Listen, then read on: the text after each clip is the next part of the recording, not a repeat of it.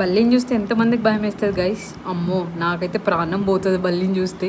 అయితే ఇంట్లో నేను వర్క్ చేసుకుంటున్నా గైస్ ఇంతసేపు కిచెన్లో. అది ఎక్కడి నుంచి వచ్చిందో ఏమో, ఈ రైస్ కుక్కర్ ఉంది కదా దాని వెనకకు వచ్చేసింది. అయితే నేను అక్కడ వర్క్ అంతా వదిలేసి వచ్చేసిన. నేను అది ఆ కుండలో మేము పెరిగేసుకుంటాం, అది కూడా సరిగా దోమలే. మా ఆయన తిడుతున్నాడు, కనీసం అది సరిగా నన్న దోమ వానే అని అంటే, లేదమ్మా నాకు బల్లి అంటే భయం, అది ఉంటే నేను అసలు ఏం అక్కడ కిచెన్లో కూడా ఉన్నానని చెప్పి నేను వచ్చేసిన. అయితే ఇంకా మా సార్ దానికోసం మన ఆయుధాలు తయారు చేసుకున్నారు, దాన్ని బయటికి వెళ్ళగొట్టేస్తా అనేసి. చూద్దాం దాన్ని ఎట్లా వెళ్ళగొడతారో ఏంటో చూద్దాం. అది రైస్ కుక్కర్ వెనక ఉంది గైస్.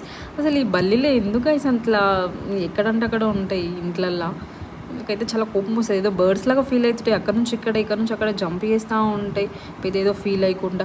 ఇంకో మా సార్ ఏమో అది తీసి నా పైన వేసేస్తారంట గైస్. చూద్దాం ఆయన నా పైన వేస్తారో ఇంకేం చేస్తారో.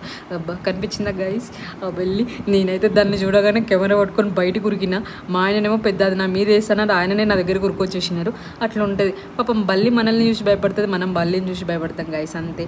నాకు బల్లి ఏంటంటే అది మనల్ని కరుస్తుందేమో, మనం కూడా బల్లిలాగా అయిపోతామేమని భయం ఇస్తుంది గైస్, అంతే. బాయ్.